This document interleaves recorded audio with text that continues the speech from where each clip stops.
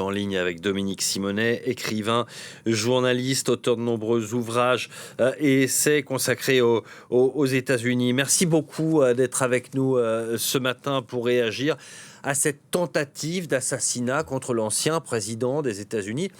C'est assez surréaliste, d'autant que le tireur était à moins de 150 mètres de lui. Il y a des trous, j'allais dire, dans la raquette de la sécurité autour de Donald Trump.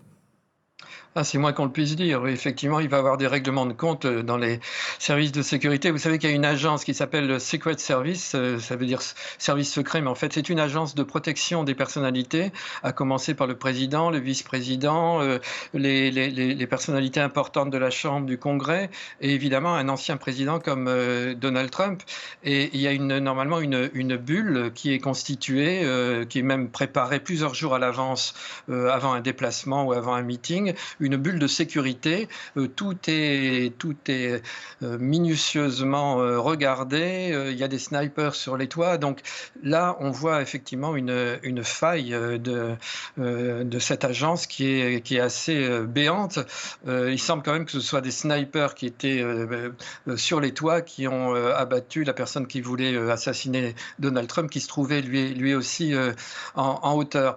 Et on a, vous le disiez, on a cette image incroyable, vraiment incroyable, de Donald Trump touché, le visage ensanglanté, se relevant et levant le poing, comme on le voit là, levant le poing.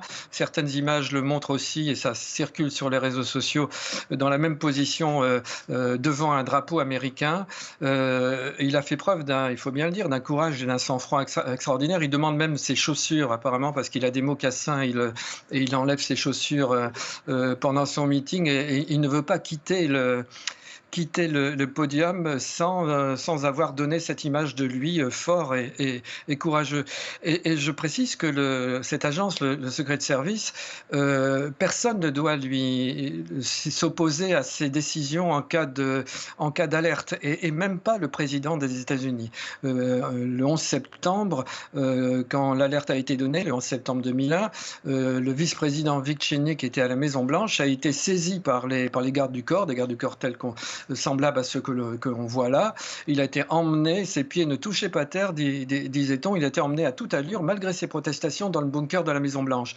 Et là, on voit Donald Trump qui résiste malgré tout à ces gardes du corps, et qui veut montrer cette image forte. Il est toujours en campagne, même touché, même blessé. Oui, même quelques secondes seulement après le coup de feu. Dominique Simonet, c'est le tournant de cette campagne.